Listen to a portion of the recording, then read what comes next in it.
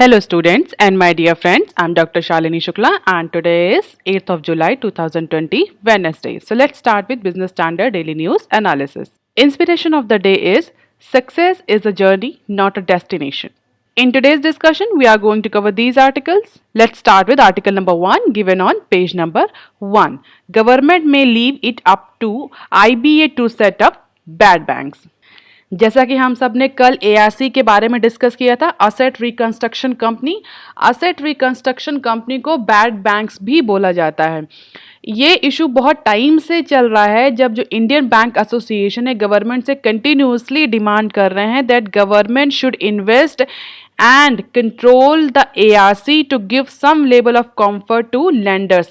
IBA कई सालों से, पिछले कई ईयर से गवर्नमेंट से डिमांड कर रहा है कि the government should create a separate ARC and that ARC should be controlled by government. So that ARC controlled by government, invested by government will give some level of comfort to the banks or the commercial banks. क्योंकि जिस तरह से NPA बढ़ रहे हैं और expert भी जो एक्सपेक्टेशन एंटिसिपेशन कर रहे हैं बैड लोन्स को लेकर के, NPAs को लेकर के इन अपकमिंग टाइम, उसको देखते हुए ये डिमांड फिर से रेज आउट हुई है कि बैंक को, जो गवर्नमेंट है उसको एक बैड बैंक क्रिएट करना चाहिए खुद के इन्वेस्टमेंट से।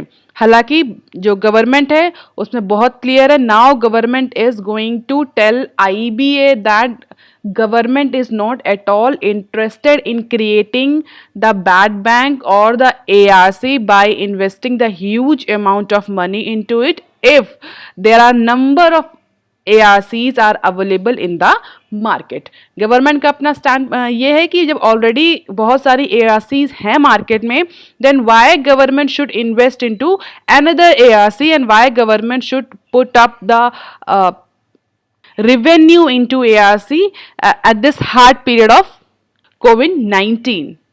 So now center is going to tell the IBA that if banks or the commercial banks or RBI wants to set up the bad bank or the ARC, they can set up this bad bank with the financial support of commercial bank instead of asking the government support to become the promoter.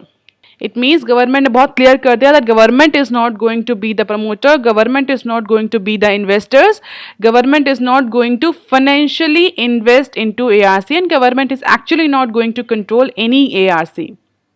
हालांकि bank चाहे, commercial bank चाहे, RBI चाहे तो वो अपना खुद का fund use करके एक पूल्ड फंड जनरेट करके एक ARC बना सकते हैं। गवर्नमेंट को उसमें कोई भी ऑपोजिशन नहीं करेगा, गवर्नमेंट को उसमें कोई भी इशू नहीं होगा।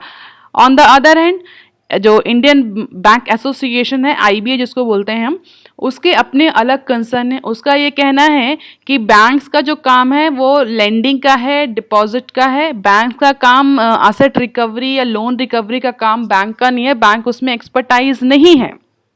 और अगर गवर्नमेंट इन्वेस्ट करती है किसी ARC में या गवर्नमेंट किसी ARC को कंट्रोल करती है तो उसके पीछे जो गारंटी होगी, जो सोवरेन गारंटी होगी, उससे जो बैंकर्स हैं, जो हमारे फाइनेंशियल इंस्टीट्यूशंस हैं, जो लैंडर्स हैं, उनको ज़्यादा कंफर्ट मिलेगा, ज़्यादा उनका पॉजिटिव सेंटिमेंट्स आएंगे या उनका कॉन्फिडेंस बूस्ट होगा, रादर देन कि वो खुद मिल करके एक अपना ARC सेटअप करें। क्योंकि प्रॉब्लम तो अल्टीमेटली NPAs की और लिक्विडिटी शॉर्टेज की या कैपिटल शॉर्टेज की ही है। तो अगर बैंक्स को खुद अपनी ARC, अपना फंड लगा करके अपनी ही ARC बनानी है तो it is not going to help anyway. Recently IBA ने प्रपोज किया था फाइनेंस मिनिस्ट्री को और RBI को that there should be the national level asset reconstruction company owned by government only with the capital infusion of approximately 10,000 crore. और वो bad bank जो ARC construct होगी गवर्नमेंट के सपोर्ट से, वो अप्रॉक्सीमेटली 70,000 का बैड लोन या NPA कॉमर्शियल बैंक से खरीदेगी, जिससे कॉमर्शियल बैंक्स जो हैं, हमारे लेंडर्स जो हैं, उनकी जो फाइनेंशियल बुक है वो इम्प्रूव होगी, जो NPA का एक्चुअली इशू है वो रिकवर होगा, क्योंकि आने वाले टाइम में NPA और इंक्रीज होने वाला है। और IBA का ये भी कहना है कि first government should invest if government will invest, then the banks won't hesitate to put their money into ARC. But government should take the initiative first to invest into the ARC, and that ARC should ought be totally controlled by government. Government control करेगी तो जाहिर सी बात है उसमें government की guarantee रहेगी, sovereign guarantee रहेगी, जिससे कि बैंकर्स जो है हमारे लेंडर्स जो है उनका कॉन्फिडेंस बूस्ट होगा कि अगर इन फ्यूचर कोई पर्टिकुलर लोन डिफॉल्ट होता है तो गवर्नमेंट की एआरसी है उसको रिकंस्ट्रक्ट करने के लिए, उसको खरीदने के लिए. जिसी भी एंटिटी में, चाहे कोई भी ऑर्गेनाइजेशन हो या लीगल एंटिटी हो, जब गवर्नमेंट का बैकअप होता है, सोवरेन बैकअप होता है, तो चाहे इन्वेस्टर्स हो चाहे लेंडर्स हो, उनका कॉन्फिडेंस बूस्ट होता है. दैट इज हम यही मानते हैं ना कि हमारी government jobs are more secure than private. क्यों? क्योंकि उसमें गवर्नमेंट का गारंटी होती, गवर्नमेंट की बैकिंग होती. द सेम प्रोसेस और the same confidence IBA wanting from the government by investing into national level ARC. और बैंक्स का ये कहना है कि इनिशियली बैंक्स अभी खुद के यूनानिमस डिसीजन से एक एआरसी नहीं जनरेट करते. फर्स्ट अगर गवर्नमेंट इनिशिएट करती है, गवर्नमेंट एआरसी बनाती है, उसके बाद कमर्शियल बैंक्स उसमें फंड इन्वेस्ट कर देंगे. बट इनिशियली एआरसी को इनिशिएट करना या डेवलप करना just by taking unanimous decision is not possible. क्यों पॉसिबल नहीं है? ऐसा सीनियर आईबीए एग्जीक्यूटिव का कहना है कि बहुत सारे बैंक्स इन्वॉल्व हैं. अगर हम इंडियन बैंकिंग इंडस्ट्री की बात करें तो there are number of banks, और उनको एक टेबल पे ला करके उनसे एक यूनानिमस डिसीजन ले कर आना एआरसी को डेवलप करने का, एआरसी को स्टैब्लिश करने का, दैट इज नॉट पॉसिबल. क्योंकि हर बैंक का अपना मोटिव है, हर बैंक का अपना पॉइंट ऑफ व्यू है. बट अगर गवर्नमेंट एक एआरसी इनिशिएट करती है, एक एआरसी स्टैब्लिश करती है, तब उस केस में commercial banks won't hesitate to put their money in the form of investment.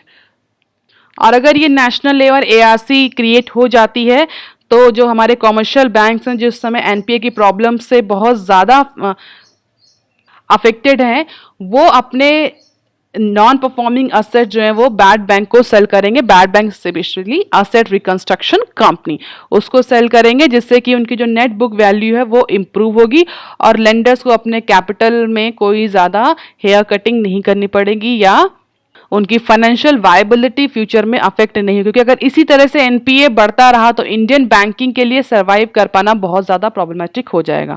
Government पर इसका अपना अलग स्टैंड है. गवर्नमेंट ने कहा है कि government is not going to give any sort of sovereign support for forming the ARC. There are number of ARC in the market, so there is no point for the government to invest in another ARC. Government का कहना है कि जब already इतनी ARC है market में, then why government should invest on this sector. Government के लिए प्रायोरिटी सेक्टर वही होता है जहां पर इन्वेस्टमेंट प्राइवेट सेक्टर के फॉर्म में कम होता है. तो गवर्नमेंट उन्हीं सेक्टर में इन्वेस्ट करता है या उन्हीं एरियाज में इन्वेस्ट करता है या उन्हीं डेस्टिनेशन में इन्वेस्ट करता है जहां प्राइवेट सेक्टर का इंटरवेंशन या प्राइवेट सेक्टर का जो इन्वेस्टमेंट हो वो कम हो या नेग्लिजिबल हो. गवर्नमेंट का ही कहना, there are already number of ARCs, why not all commercial banks are selling their bad loans to those ARC. Commercial banks का उस पर अपना अलग स्टैंड है. कमर्शियल बैंक्स का ये कहना है कि जो एआरसी ऑलरेडी मार्केट में रन कर रही हैं प्राइवेट इन्वेस्टमेंट के through, they are not generating the appropriate revenue, they are not generating the appropriate solution. उनके अपने कंसर्न है. जैसे कल भी हमने डिस्कस किया था कि लेंडर्स का ये एलिगेशन था कि जो बैड बैंक्स हैं, जो एआरसीज हैं, they are delaying the process of resolution in order to get the higher return. तो बैंक्स का ये कहना है कि जो मार्केट में एआरसीज हैं, प्राइवेट जो एआरसीज हैं, उनका अपना मोटिव प्रॉफिट अर्न करना है rather than supporting the banking institution by reducing the amount of NPA. तो इसको लेकर के अब आईबीए में और गवर्नमेंट में क्लैशेस हो रहे हैं. अब इसको फ्यूचर में ये डिसाइड होगा कि वेदर गवर्नमेंट विल इन्वेस्ट और नॉट. अभी फिलहाल के लिए गवर्नमेंट का ये एम है, ये प्लान है that government is not going to form any sort of ARC neither at a national level nor at a state level. IBA का प्लान क्या था? आईबीए का प्लान ये था कि 10,000 करोड़ का नेशनल लेवल का asset reconstruction company ARC establish करे गवर्नमेंट, जिसमें जो कमर्शियल बैंक्स हैं, नेशनलाइज बैंक्स हैं, वो अपना 70,000 करोड़ का बैड लोन जिसको सेल करेंगे फॉर रिकवरी. और बैंक्स जो बैड लोन है वो अपना नॉमिनल बुक वैल्यू पर सेल आउट करेंगे अपनी जो एआरसी नेशनल लेवल की जो एआरसी बनेगी उस पर. and all these assets or NPAs will be managed by professionals and banks that are actually expert or has expertise in debt recovery, debt resolution. banks का ये काम नहीं है, बैंक जो एक्सपर्ट है उनका ये भी कहना है बैंक्स का रिकवरी का काम नहीं है, बैंक्स का काम लेंडिंग का और डिपॉजिटिंग का है. हालांकि आईबीए का ये कंसर्न है कि अगर गवर्नमेंट सपोर्ट करेगी तो it will boost up the confidence of lender, but government अभी किसी भी मूड में नहीं है in order to form any sort of bad bank और एआरसी. अब देख लेते हैं next news that is given on page number 1. BSNL MTNL asset sale process began, consultant hired. Union government ने BSNL और MTNL को मोनेटाइज करने के लिए उसके कुछ असेट्स की लैंड, स्पेशली लैंड होल्डिंग्स की सेल की प्रोसेस स्टार्ट कर दी है और इस प्रोसेस के under Department of Investment and Public Asset Management, that is also called as DIPM, has appointed the number of consultancy firms just like CBRE, JLL and Knight Frank, and all these consultancies firm will look upon the feasibility of such sale during this pandemic. ये सारी consultancy firms जो हैं ये consult करती हैं, basically ये consult करेंगी DIPM को कि क्या फीजिबिलिटी है इस समय MTNL और BSNL के लैंड होल्डिंग को सेल करने, क्योंकि इस पैंडेमिक की सिचुएशन में कितने बायर मिलेंगे, क्या मार्केट वैल्यू होगी उन लैंड होल्डिंग्स की, क्या जितना गवर्नमेंट फंड रेज करना चाह रही है बाय दिस सेलिंग प्रोसेस क्या उतना फंड रेज होगा, या गवर्नमेंट थोड़े टाइम रुकने के बाद इस असेट का मोनेटाइजेशन करे. There are number of questions that will be actually solve by these consultancy firms. और ऐसा कहा जा रहा है कि ये रिपोर्ट जो जितने भी consultancy firms 3 consultancy firms hire हुई हैं, they will submit their report by the end of this month. और रिपोर्ट सबमिशन के बाद गवर्नमेंट डिसीजन लेगी किस तरह से BSNL और MTNL के असेट्स को मोनेटाइज किया जाए, स्पेशली लैंड होल्डिंग्स को. यहाँ पर एक क्वेश्चन है आपका मुझसे, यह हो सकता है कि क्यों BSNL और MTNL के लैंड होल्डिंग सेल करी जा रही, व्हाट इज द रीजन, क्यों गवर्नमेंट सेल कर रही है. और अगर हम देखें तो रिसेंटली गवर्नमेंट जितने भी गवर्नमेंट ओन्ड इंटरप्राइजेस हैं उनमें इन्वेस्टमेंट की डिसइन्वेस्टमेंट की प्रोसेस को स्टार्ट कर चुकी है. अभी अगर आप ध्यान से देखें तो MTNL BSNL were suffering from financial distress condition since so many years, they are very inefficient organization. तो उनको मोनेटाइज करने के लिए, उन्हें फंड रेजिंग करने के लिए उनको 4G जो 5G रोल आउट आने वाला है, 4G और 5G रोल आउट जो के अकॉर्डिंग उनको डेवलप करने के लिए, आगे टेक्नोलॉजिकली इन्हांस करने के लिए, उनको फाइनेंशियली वायबल बनाने के लिए या ऑफर रिलीफ पैकेज ऑफर करने के लिए गवर्नमेंट ने फिलहाल यही ऑप्शन सेट किया है. That was a priorly defined option कि जो MTNL की लैंड होल्डिंग्स हैं, BSNL की लैंड होल्डिंग्स हैं जो कि actually non core assets, you can say non core assets हैं, उनको सेल आउट करके जो भी फंड रेज होगा वो फंड यूज किया जाएगा in order to revive the BSNL and MTNL. So इस पैंडेमिक की सिचुएशन में government has told the department that this process of monetizing the asset should be fast track. So now consultant will look upon the valuation of the assets, current market appetite, potential buyers, and the other feasibility issues of monetization of land holdings of BSNL and MTNL. In this news, one concept become very important, that is Department of Investment and Public Asset Management. आप मुझे comment section में लिखकर बताएंगे department of investment and public asset management का पहले क्या नाम था. इसका नाम चेंज होकर के रिसेंटली ये रखा गया department of investment and public asset management. इससे पहले इसका नाम क्या था, ये डिपार्टमेंट किस मिनिस्ट्री के अंडर फंक्शन करता है. तो आज के आपके 2 क्वेश्चन है, आप मुझे कमेंट सेक्शन में लिख करके आंसर देंगे. Let's come to the news back. तो बेल आउट प्लान क्या है गवर्नमेंट का. एक्चुअली गवर्नमेंट अप्रोक्सीमेटली 37,500 करोड़ के असेट्स को सेल करने का प्लान कर रही है, जिसमें से 20,000 crore were planned capital infusions to fund the 4G spectrum allotment to BSNL and MTNL and 15,000 crore long-term bond backed by government guarantee to be raised. And approximately 17,000 crore investment of fund is additionally required in order to budgetary support required for ex gratia payment to the VRS employees. जो VRS employees है उनको भी जो payment करना है उसके लिए भी इतना मनी चाहिए. 70% of the two state-owned tel companies total expenditure on staff cost as against 5% by private companies. तो ये आप देख सकते हैं प्राइवेट कंपनीज में 5% जो है वो एज एन एम्प्लॉय कॉस्ट जाती है, और जितनी ये स्टेट ओन्ड टेलीकम्युनिकेशन कंपनीज इनकी 70% जो कॉस्ट होती है वो 70% जो कॉस्ट होती है वो तो उनकी एज अ स्टाफ कॉस्ट जाती है। तो ये बहुत ज़्यादा इनएफिशिएंसीज हैं, ओवर मैनिंग है बीएसएनएल और एमटीएनएल में। Over Manning means duplicacy of the work, एक ही जॉब को करने के लिए 5-5 लोग हैं और वो जॉब वो वर्क फिर भी परफॉर्म नहीं होता। तो इस सब के लिए गवर्नमेंट ने वीआरएस की स्कीम भी लाई है बीएसएनएल एमटीएनएल के लिए। वीआरएस को गोल्डन हैंडशेक भी बोलते हैं। वीआरएस बहुत इस समय बहुत न्यूज़ में है, तो आप याद रखेंगे इसका फुल फॉर्म होता है वॉलंटरी रिटायरमेंट स्कीम्स, और कहीं कहीं इसको गोल्डन हैंडशेक के भी बोला जाता है। तो आप ये कंफ्यूज नहीं होंगे, गोल्डन हैंडशेक और वीआरएस एक ही टर्म्स हैं। तो ये सारे रिवाइवल प्लान फिलहाल के लिए गवर्नमेंट ले रही है, जिसमें गवर्नमेंट सेल करेगी, उनके एसेट्स को मोनेटाइज करेगी, स्पेशली लैंड होल्डिंग्स को, ओवर मैनिंग को रिड्यूस करेगी, लॉन्ग टर्म बॉन्ड इशू किए जाएंगे जो कि गवर्नमेंट की गारंटी से बैक्ड होंगे, जिससे कि रीफाइनेंस किया जा सके एमटीएनएल को और बीएसएनएल को। प्लान्ड कैपिटल इन्फ्यूजन होंगे जिससे कि 4G स्पेक्ट्रम अलॉटमेंट हो सके बीएसएनएल और एमटीएनएल को। तो इस तरह से गवर्नमेंट स्टार्ट कर रही है दोबारा से इन 6 यूनिट्स को रिवाइव करने के लिए। अब देख लेते हैं article number 3 given on page number 4, RBI steps up intervention in forward market. अगर आपको याद हो तो पिछली कई सारी न्यूज़ में मैं डिस्कस कर चुकी हूँ दैट आरबीआई हैज़ और do the intervention into the foreign exchange market in order to regulate the value appreciation and depreciation of Indian rupees, और उसको हमने बोला था स्टेलाइजेशन की प्रोसेस बोलते हैं। जब आरबीआई फॉरेन एक्सचेंज मार्केट में डॉलर्स को खरीदती है बेचती है, that process is called as stabilization. तो ये अगर आप थोड़ा सा रिलेट कर पाएँ तो ये न्यूज़ उसी से रिलेटेड है, थोड़ी सी टेक्निकल न्यूज़ है। I will try to make it as simple as I can do.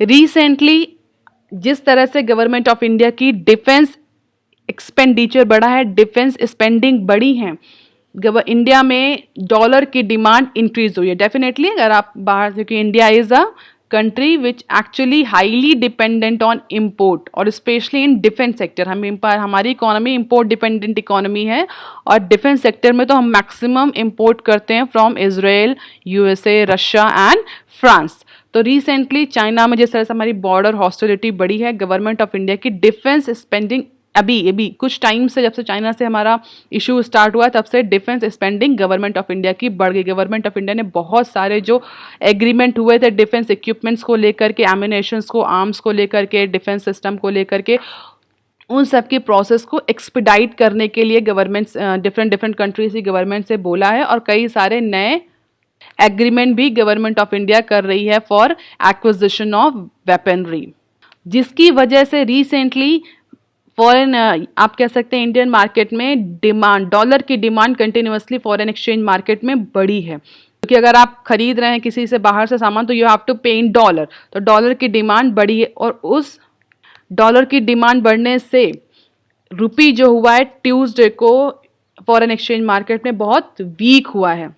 और इवन इस अगर इशू को साइड में रख दे तो रिसेंटली आरबीआई भी जो ग्रीन बैक है उसको भी खरीदने में लगा था। Continuously RBI was buying the dollar from the spot market and was selling them into the forward market. Banks को भी, सेंट्रल बैंक्स को भी ये बोला गया था, जो कमर्शियल बैंक्स थे वो भी कुछ टाइम से डॉलर को खरीद रहे थे स्पॉट मार्केट से और फॉरवर्ड मार्केट में सेल आउट कर रहे थे। अभी मैं बताऊंगी इसका रीजन क्या, एक्चुअली क्या कंसेप्ट इन्वॉल्व है, जिसकी वजह से ट्यूसडे को इंडियन रुपी थोड़ा सा कमजोर हुआ या उसकी वैल्यू में डेप्रिसिएशन देखने को मिला। हालांकि जो रिसेंटली रिलायंस जियो की जो स्टेक सेल हुई है उसकी वजह से थोड़ा सा कुशन मिला इंडियन रुपीस को, क्योंकि जाहिर सी बात है अगर रिलायंस जियो की स्टेक सेल हुई है तो डॉलर आया है तो डॉलर की हाई डिमांड है, थोड़ा सा रिलायंस स्टेक की जो सेल हुई उससे थोड़ा फुलफिल हुई, जिससे कि इंडियन रुपीस को थोड़ा सा कुशन मिला। But that was not actually sufficient, क्योंकि डिफेंस स्पेंडिंग भी गवर्नमेंट ऑफ इंडिया की करंटली बढ़ी है, और जो इस तरह से हमारे सेंट्रल बैंक और जो आरबीआई जो कमर्शियल बैंक है जिस तरह से स्पॉट मार्केट से डॉलर खरीद रहे हैं, फ्यूचर फॉरवर्ड मार्केट में डॉलर को बेच रहे हैं, इस सारे रीजंस की वजह से कहीं ना कहीं रुपी की वैल्यू डेप्रिशिएट हुई है। अगर आपको पता हो तो करेंटली इंडिया ने अपना फॉरेन एक्सचेंज का एक टारगेट अचीव किया था, हमने वो न्यूज़ भी डिस्कस करी थी। आप मुझे बताएंगे कि इनकी इंडिया का इस समय का फॉरेन एक्सचेंज जो रिजर्व है वो कितने नॉच तक पहुंच गया है। मैंने पिछली बार आपको बताया था, ये न्यूज़ हमने अच्छे से डिस्कस करी थी। तो इस वजह से रिसेंटली जो आरबीआई थे, कमर्शियल बैंक्स थे, देवर एक्चुअली स्टोरिंग और एक्यूमुलेटिंग द डॉलर और द फॉरेन एक्सचेंज, जिसकी वजह से हमारा फॉरेन एक्सचेंज बहुत बढ़ रहा था। स्टॉक एक्सचेंज राइज पर था, रिलायंस जियो की जो स्टेक सेल हुई थी उसकी वजह से डॉलर का इनफ्लो बढ़ा था, और इन सब चीज़ों की वजह से, और हमारा ऑयल के प्राइसेस भी कम हुए थे तो भी हमारा डॉलर का आउटफ्लो कम हुआ था, जिसकी वजह से आरबीआई कंटिन्यूअसली स्पॉट मार्केट में डॉलर्स को खरीद रहा था और फॉरवर्ड मार्केट में डॉलर को बेच रहा था, जैसे कि जो एडिशनल डॉलर है, जो एक्स्ट्रा डॉलर है, जो इनफ्लो हुआ है डॉलर का, ग्रीन बैक का, उसको एब्जॉर्ब किया जा सके, जिससे कि रुपी की वैल्यू सडनली बढ़ ना जाए। आरबीआई कभी ये नहीं चाहता कि रुपी की वैल्यू बहुत ज़्यादा बढ़े या बहुत ज़्यादा अप्रिशिएट करे या बहुत ज़्यादा डेप्रिशिएट करे। दोनों ही कंडीशन इंडिया के लिए अच्छी नहीं है, किसी भी कंट्री के लिए। Appreciation and depreciation both conditions are not good, it should be in within range. ये कभी और डिस्कस करूंगी कि क्यों, वैसे हालांकि मैं पिछले न्यूज़ में ऑलरेडी डिस्कस कर चुकी हूँ कि अप्रिसिएशन और डेप्रिसिएशन दोनों ही सिचुएशन अच्छी नहीं होती। बहुत ज़्यादा अप्रिसिएशन है, बहुत ज़्यादा depreciation is not at all required, specially for the country of India. अगर रुपी की वैल्यू में बहुत ज़्यादा अप्रिसिएशन हो रहा है तो ये समझ लीजिए आप कि हमारा एक्सपोर्ट कॉस्टली होगा, तो हमारे एक्सपोर्टर्स नाराज हो जाते हैं, और अगर डेप्रिसिएशन होता है बहुत ज़्यादा तो हमारे इंपोर्टर्स नाराज होते हैं, क्योंकि फिर उनका इंपोर्ट कॉस्टली हो जाता है। तो ये सारा सिचुएशन में ट्रेड ऑफ करना पड़ता है आरबीआई को कि जो रुपी की वैल्यू बहुत ज़्यादा अप्रिशिएट भी ना करे, बहुत ज़्यादा डेप्रिशिएट भी ना करे, जिससे कि ना कि हमारा इंपोर्ट अफेक्टेड हो, इंपोर्ट बिल्स ना हमारे अफेक्टेड हो, ना ही हमारे एक्सपोर्ट बिल्स अफेक्टेड हो। तो रिसेंटली आरबीआई ये रिलायंस जियो के स्टेक की वजह से, ऑयल प्राइसेस क्राइसिस की वजह से आरबीआई जो था वो डॉलर को एक्यूमुलेट करना था by selling them into the forward market and buying them into the spot market. अब यहाँ पर दो कंसेप्ट इन्वॉल्व हो रहे हैं, what is spot market and what is forward market. हो सकता है आप में से बहुत सारे स्टूडेंट्स को पता हो कि स्पॉट मार्केट और फॉरवर्ड मार्केट क्या है। मैं बहुत ज़्यादा डिटेल में तो नहीं बताऊंगी आपको, बट यहाँ फॉर्म में, शॉर्ट फॉर्म में मैं जल्दी से बता देती हूँ क्योंकि बहुत ज़रूरी है वो न्यूज़ समझने के लिए। बेसिकली स्पॉट मार्केट को हम कैश मार्केट भी कहते हैं, नाम से लग रहा है spot, on the spot. On the spot मतलब तुरंत, इमीडिएट ट्रांजैक्शन, तो इसको ऐसे याद कर सकते हैं आप, ऑन द स्पॉट मतलब कैश मार्केट, इमीडिएटली, कोई फ्यूचर का या फॉरवर्ड डील कुछ नहीं। On the spot means cash to cash, तो इसको कैश मार्केट भी बोलते हैं। स्पॉट मार्केट और cash market is a public financial market in which financial instruments or commodities are traded for immediate delivery, in contrast with future market in which delivery is due at a later stage or later date। तो spot से क्या लग रहा है, नाम से लग रहा है ऑन द स्पॉट बोलते हैं। ऑन द स्पॉट मीन्स तुरंत। कैश मार्केट में, कैश मार्केट होता है पैसे लो और सामान दो, कमोडिटी दो या इंस्ट्रूमेंट दो, that is spot market. Forward market क्या होती है, नाम से लग रहा है फॉरवर्ड, आगे के लिए। फॉरवर्ड मार्केट या forward market is an over the counter market place that set the price of a financial instrument or asset or commodity for future delivery. It is used for trading a range of instruments, but the term is primarily used in reference to foreign exchange market. Forward market या future market basically हम जो भी deal कर रहे होते हैं उसको future के डेट में या फ्यूचर टाइम में सेटल करते हैं। अगर आपको याद हो तो ऑयल प्राइसेस क्राइसिस का जो मैंने, ऑयल प्राइस क्राइसिस का जो मैंने वीडियो बनाया है उसमें भी मैंने फ्यूचर मार्केट को डिस्कस किया है कि किस तरह फ्यूचर मार्केट में ट्रेड होने के कारण जो हमारा WTI इंडेक्स था वो निगेटिव टेरिटरी में फॉल कर गया था। बेसिकली फॉरेन मार्केट को हम फॉरेन एक्सचेंज के टर्म्स में यूज़ करते हैं। इसमें जो भी डील होती है, जो भी असेट्स के जो भी डीलिंग एग्रीमेंट होता है, that is in future date. तो अभी आरबीआई अभी तक क्या कर रही थी, डिफेंस डील्स के पहले आरबीआई स्पॉट मार्केट से डॉलर खरीद रही थी। क्यों डॉलर खरीद रही थी, स्पॉट मार्केट से मतलब कैश में इमीडिएटली डॉलर खरीद रही थी और इमीडिएटली डॉलर का पोजीशन ले रही थी। क्यों, क्योंकि रिलायंस जियो की स्टेक सेल की वजह से डॉलर का जो सडन रश था इंडियन मार्केट में वो बहुत ज़्यादा बढ़ गया था। और जब डॉलर की सप्लाई बढ़ी, अगर आप डिमांड एंड सप्लाई का गेम जानते हो तो आपको पता होगा, जैसे ही डॉलर की सप्लाई बढ़ेगी इंडियन रुपीस की वैल्यू अप्रिशिएट करेगी और इतनी अप्रिशिएट कर जाएगी जैसे कि हमारे एक्सपोर्टर्स को लॉस होने लगेगा। तो उस लॉस से बचने के लिए, अपने फॉरेन एक्सचेंज को बिल्डअप करने के लिए आरबीआई स्पॉट मार्केट से डॉलर खरीद रहा था। और आरबीआई को ये भी एंटिसिपेशन था कि फ्यूचर में अगर कुछ भी स्पेंडिंग जिस तरह से अगर इकोनॉमी रिकवर करती है तो government of India, Indian economy के इंपोर्ट बढ़ेगा, जिसकी वजह से फ्यूचर में आने वाले टाइम में in upcoming 6 to 12 month dollar की डिमांड बढ़ेगी फिर से। तो इसलिए उस डिमांड को सैचुरेट करने के लिए, उस डिमांड को एंटिसिपेट करने के लिए सेंट्रल बैंक डॉलर को फॉरवर्ड मार्केट में सेल आउट कर रहा था कि इन फ्यूचर में जब डॉलर की डिमांड बढ़ेगी then in that case the dollar supply will be available, और जो बीच का प्रॉफिट होगा वो आरबीआई एक्रूट करेगा। कि अभी डॉलर की वैल्यू को मेंटेन करने के लिए और फ्यूचर में रुपये की वैल्यू को मेंटेन करने के लिए आरबीआई करंटली स्पॉट मार्केट से डॉलर खरीद रहा था और फ्यूचर फॉरवर्ड मार्केट में डॉलर को सेल आउट कर रहा था। And the RBI has parked these accumulated dollars in forward market, which has seen improved liquidity now at the cost of demand for dollar at a future date। और जब government of India की defence spending बढ़ी तो अब government को जो dollar availability है, जो फ्यूचर डेट्स में जब फॉरवर्ड रिसेंटली कुछ टाइम पहले आरबीआई ने जो डील्स की थी वो अब सेटल हो रही हैं, जिससे कि जो डॉलर की लिक्विडिटी है, डॉलर की अवेलेबिलिटी है वो इम्प्रूव हुई है फॉरवर्ड मार्केट में because of the intervention of RBI. The rupee closed at 74.94 to the dollar on Tuesday, down to 74.69. The 12-month forward premium has surged 10 paisa in 2 sessions this week. तो RBI के intervention की वजह से ये जो surge रहा है premium में 10 पैसे का रहा है। एक्सपोर्ट का ये कहना है अगर आरबीआई ने ये इंटरवेंशन नहीं किया होता then this premium may jump up to 6% if there is a shortage of dollar anticipated for future. So RBI has timely intervened into the forward market and spot market in terms of dollar selling and buying. RBI हमेशा student आप याद रखें ये intervention करता रहता है रुपये की वैल्यू को एक रेंज में एस्टैब्लिश करने के लिए। कभी कोई क्वेश्चन आता है कि रुपये की वैल्यू का एप्रिसिएशन अच्छा होता है, डेप्रिसिएशन अच्छा होता है, सब्जेक्टिव अगर क्वेश्चन आता है देन माइंडेड दोनों ही चीज़ें अच्छी नहीं होती। एक रेंज में किसी भी करेंसी को एक रेंज में ज़्यादा फ्लैक्चुएशन एक्सेप्टेबल नहीं होते किसी भी करेंसी में। इसीलिए जो करेंसी रेंज में रहती है, जो प्रिडिक्टेबल रेंज में रहती है कि इसकी वैल्यू ना इससे ज़्यादा गिरेगी ना इससे ज़्यादा बढ़ेगी, तो उसी करेंसी को हम हार्ड करेंसी बोलते हैं। अगर आपने कंसेप्ट सुना होगा हार्ड करेंसीज, तो वो इसी फ्लैक्चुएशन के कंटेक्स्ट में ही यूज़ होता है कि जो करेंसी की अगर वैल्यू बहुत ज़्यादा फ्लैक्चुएट कर रही, कभी एकदम से बढ़ गई कभी एकदम से घट गई, तो that currencies doesn't comes under the category of hard currency. तो आरबीआई कंटिन्यूअसली इन्वेस्टमेंट करता रहता है by buying and selling of the dollar Indian rupees so that the value of Indian rupees should be in acceptable range.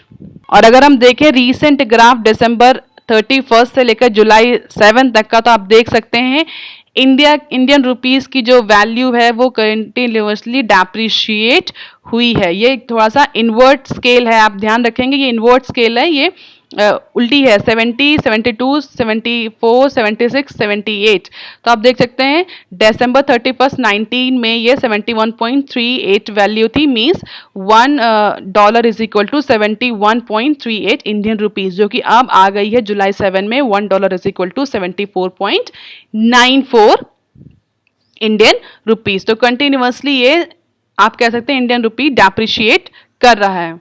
अब देख लेते हैं article number 4 given on page number 4। PSUs told to spend 50% of capex by Q2।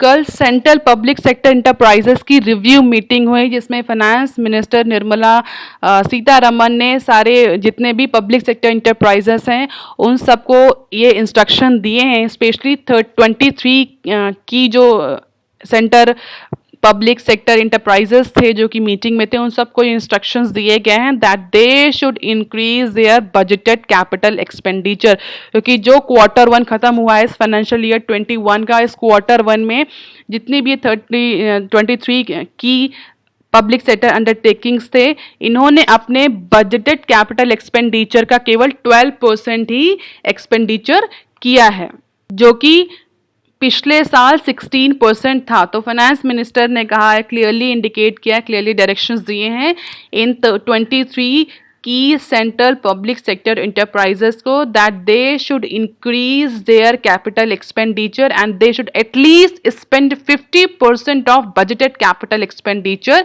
into this upcoming quarter of financial year 21. This means that they will have to spend approximately 62,553 crore into the next quarter, and that is 3 times more than the quarter 1 expenditure of financial year 21. अगर total बात करें कि quarter 1 में कितना expenditure किया है इन 23 PSUs ने, तो अप्रॉक्सीमेटली 20,000 का एक्सपेंडिचर हुआ है, 20,000 करोड़ का एक्सपेंडिचर हुआ है। और अब क्वार्टर 2 में ये एक्सपेंडिचर बढ़ाकर 62,000 करोड़ का करना है, ऐसा डायरेक्शन दिया है फाइनेंस मिनिस्ट्री ने 23 PSUs को। और अगर हम पिछले ईयर की बात करें, फाइनेंशियल ईयर 20 की, तो फाइनेंशियल ईयर 20 में इन 23 पब्लिक सेक्टर अंडरटेकिंग्स ने अप्रॉक्सीमेटली 1.66 ट्रिलियन का एक्सपेंडिचर किया था, that was 1% more than the budgeted expenditure. मतलब 100% जो बजटेड था वो तो एक्सपेंडिचर हुआ ही था, 1% ज्यादा एक्सपेंडिचर हुआ था। और इस फाइनेंशियल ईयर में जो प्लान्ड एक्सपेंडिचर है वो अप्रॉक्सीमेटली 1.65 ट्रिलियन है। मीन्स कोई इंक्रीमेंट नहीं किया गया, पिछले जैसे जितना पिछले साल बजटेड था इस बार भी उतना ही बजटेड है, कोई ऐसा सिग्निफिकेंट इंप्रूवमेंट नहीं किया गया है in terms of budgeted expenditure. Therefore हमारे जो फाइनेंस मिनिस्ट्री है उन्होंने 23 जो हमारे PSUs हैं, स्पेशली हमारे gas, power, coals, mines, atomic, petroleum, इन सबको इंस्ट्रक्शन दिए हैं that all these PSUs should increase their capital expenditure in order to revive the economy from COVID-19 induced economic slowdown. Finance minister ने clear instructions दिए, if there is any issue regarding the expenditure, then issue should be immediately flagged to Department of Economic Affairs and Department of Public Enterprises for immediate solution. अगर ऐसा कोई issue आता है then they should immediately report to Department of Public Enterprises and Department of Economic Affairs. तो जो natural gas, power, coal, mines, atomic energy, इन सब firms को, जो इन सब में जो public sector undertakings हैं उनको order दिए गए हैं कि वो अपना capital expenditure बढ़ाएं, जिससे कि इकोनॉमिक रिवाइवल में, इंडिया के इकोनॉमिक रिवाइवल में हेल्प मिल सके। जैसा कि हम ऑलरेडी डिस्कस पहले भी कर चुके हैं, अगर इंफ्रास्ट्रक्चर कैपिटल एक्सपेंडिचर बढ़ता है तो उससे क्या होता है, जॉब क्रिएशन होता है, इन्वेस्टमेंट, जैसे भी इन्वेस्टमेंट बढ़ेगा, अगर कैपिटल के फॉर्म में इन्वेस्टमेंट बढ़ा, इवन रिवेन्यू एक्सपेंडिचर बढ़ता है तो भी for a short term liquidity enhance होती है और इकोनॉमी थोड़ा सा शॉर्ट टर्म के लिए बूस्टअप लेती है। लेकिन जो कैपिटल एक्सपेंडिचर होता है, इंफ्रास्ट्रक्चर एक्सपेंडिचर होता है, उसके लॉन्ग टर्म इम्पैक्ट होते हैं। जैसे ही कोई कंपनी कैपिटल एक्सपेंडिचर करेगी, सबसे पहले तो एम्प्लॉयमेंट जनरेशन होता है, employment generation, immediate employment generation होगा, इकोनॉमिक एक्टिविटी बढ़ेगी, कंस्ट्रक्शन जो मटेरियल उसको खरीदने के लिए आपको सामान खरीदना पड़ेगा, जिससे कि अदर सेक्टर की भी इकोनॉमिक एक्टिविटीज इंप्रूव होंगी। लेबर्स चाहिए, लेबर्स को एम्प्लॉयमेंट मिलेगा, और जब वो कैपिटल एक्सपेंडिचर फुली डेवलप हो जाता है देन उसको ऑपरेट करने के लिए, उसको फुली फंक्शनल बनाने के लिए भी आपको वर्कर्स चाहिए होते हैं, उसके लिए भी एम्प्लॉयमेंट जनरेशन होगा। हर लेवल पे जैसे ही कैपिटल एक्सपेंडिचर होता है एम्प्लॉयमेंट जनरेशन होता है।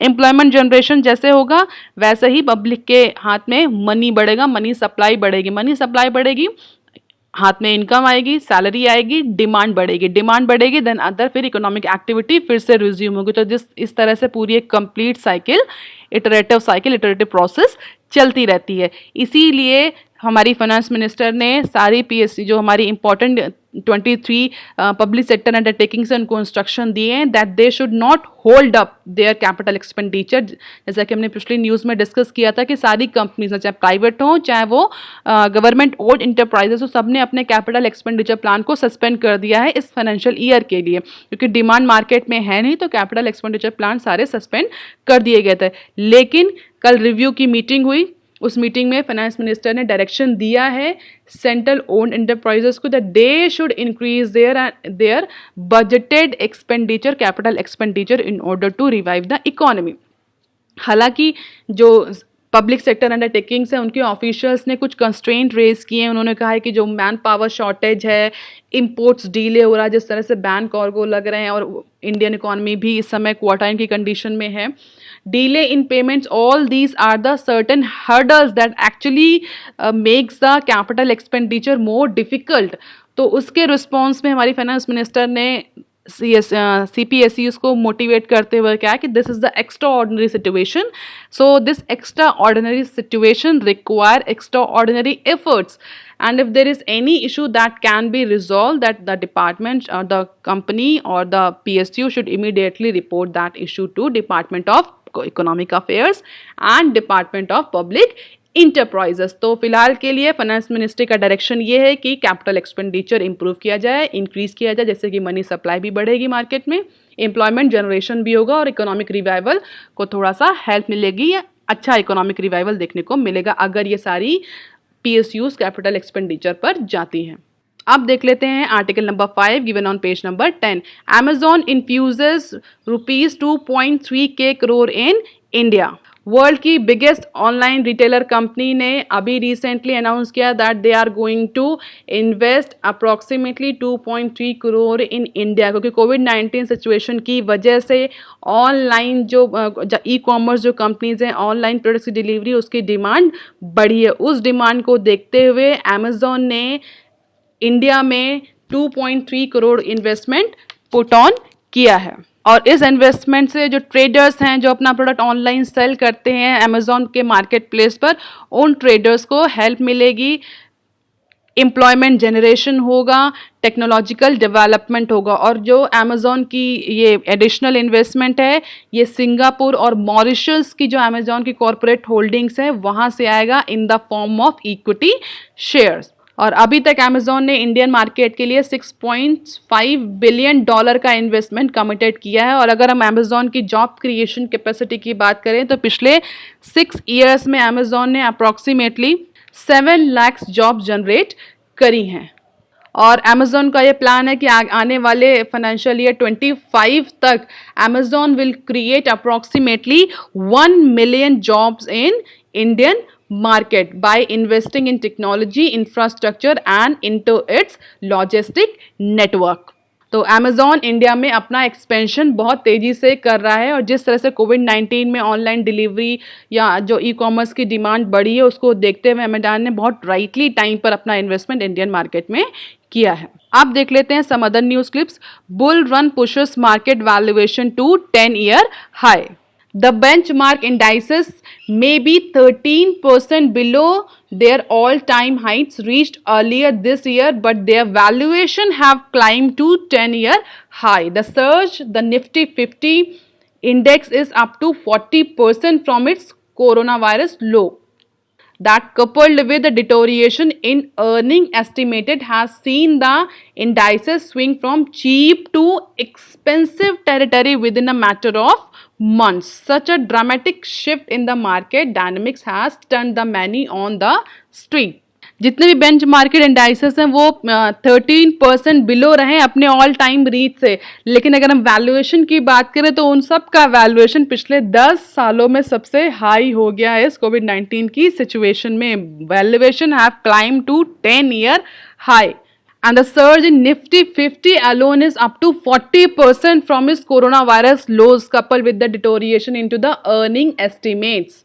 And this dramatic shift in the market dynamics has made many of the investors turned on the street. And if we talk about the Nifty, so since 5 consecutive days, Nifty is showing gains, and on Tuesday it is ended at 10,800 points, and it is the highest close since March 6.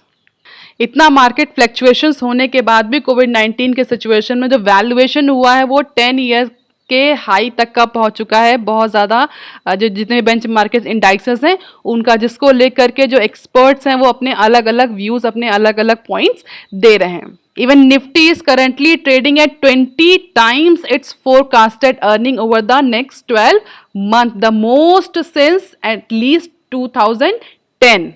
And the price to earning PE ratio जिसको बोलते हैं वो भी अपने long term जो average है निफ्टी का उससे 16.5 टाइम्स हायर है.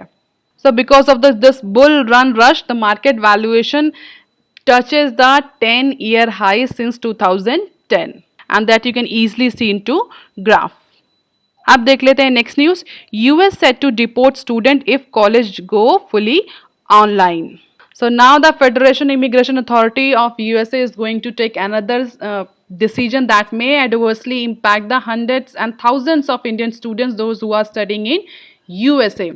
As per that decision, if the universities of the students go fully online, then maximum Indian students, those who are studying in USA, shall be deported back to their home countries or home places. The Immigration and Custom Enforcement said in a press release on Monday that for the fall 2020 semester, students attending schools operating entirely online might not take a full online course load and remains in the US. And Howard is the first university among all that has shifted completely to the online teaching amid coronavirus pandemic. Total जितना student based है USA में उसमें 5.5% जो students हैं enrolled हैं US के colleges और university में वो डिफरेंट कंट्रीज से आते हैं. अगर इंडिया की बात करें तो इंडिया के अप्रॉक्सीमेटली 2 लाख स्टूडेंट्स हैं जो as per the financial year 19 जो कि यूएसए में स्टडी कर रहे हैं and that number is second largest after China. तो अगर इतने अमाउंट में स्टूडेंट को बैक कर देगी या डिपोर्ट कर देगी यूएसए गवर्नमेंट तो that may have the adverse impact on the student कि वो कब वापस आ पाते हैं. अगर वो यूनिवर्सिटी कैंपस से दूर रहते हैं तो किस तरह से वो अपनी स्टडीज़ को एक्चुअली रन कर पाएंगे. That may have the impact on their future and their studies as well. Recently आप सबको पता होगा हमने डिस्कस भी किया था कि जो वीज़ा का जो सस्पेंशन किया है स्पेशली कौन सा वीज़ा सस्पेंड किया है यूएस गवर्नमेंट ने आप मुझे बताएंगे. दिसंबर 20 तक एक पर्टिकुलर टाइप का वीज़ा गवर्नमेंट यूएस के गवर्नमेंट ने सस्पेंड कर दिया है जिससे कि इंडिया की आईटी जो सेक्टर है वो बहुत ज़्यादा इम्पैक्टेड हुआ. तो इस तरह के जो डिसीजंस आ रहे हैं यूएसए गवर्नमेंट से ये बहुत ज़्यादा इम्पैक्ट डालेंगे इंडियन इकोनॉमी में. आप देख लेते हैं next news. Cap Gemini offers hike and promotion. जहां एक तरफ जो इंडियन आईटी कंपनीज हैं जो ले ऑफ कर रही हैं, इंक्रीमेंट कट आउट कर रही हैं, सैलरी कट आउट कर रही हैं, वहां पर कैप जेमिनी ने अपने एम्प्लॉयज़ को हाइक और प्रमोशंस ऑफर किया है. Cap Gemini is the third largest MNC and the IT employer in India and has approximately 110,000 employee base in India. और बहुत सारे नंबर ऑफ एक्विजिशन अगर आप देखेंगे तो कैप जेमिनी ने रिसेंटली बहुत सारे एक्विजिशन करे हैं. इतने सारे एक्विजिशन के बाद भी और इस पैंडेमिक की सिचुएशन में भी Capgemini is now going to give hike and promotions to its employ and that is a set example for Indian IT company. That is why it is always set there is a difference in HR practices of foreign MNCs and Indian MNCs. अब देख लेते हैं next news. IRDA removes 5 lakh caps on standard policy. Insurance regulatory and development authority ने recently जो आरोग्य संजीवनी health insurance policy थी उस पर जो 5 लाख का कैप लगाया था स्टैंडर्ड पॉलिसी पर 1 lakh to 5 lakh 1 lakh minimum 5 lakh maximum का जो कैप लगाया था उस कैप को IRDA ने रिमूव कर दिया है because of the greater demand from industry as well as the investors. And this move will facilitate the general public. Insurer are hereby allowed to offer minimum sum insured less than 1 lakh and maximum sum insured greater than 5 lakh. जो 1 to 5 lakh का जो range रखी थी उस range को IRDA ने remove कर दिया है amid corona virus pandemic. News of the day. RBI steps of intervention in forward market. इसमें आप पढ़ लेंगे स्टेबलाइजेशन की प्रोसेस को. फॉरवर्ड मार्केट क्या होता है, फ्यूचर मार्केट क्या होता है, स्पॉट मार्केट क्या होता है, different types of forward spot market. ये सारी चीज़ें आप थोड़ा सा डिटेल में पढ़ सकते हैं. Vocabulary of the day. Unanimous. Unanimous means सर्वसम्मत, एक मत होना. All these are the references. For lecture PDF, you can join my Telegram channel and you can follow me on Twitter and ResearchGate. That's all for today, student. If you like, please share and subscribe. Thank you.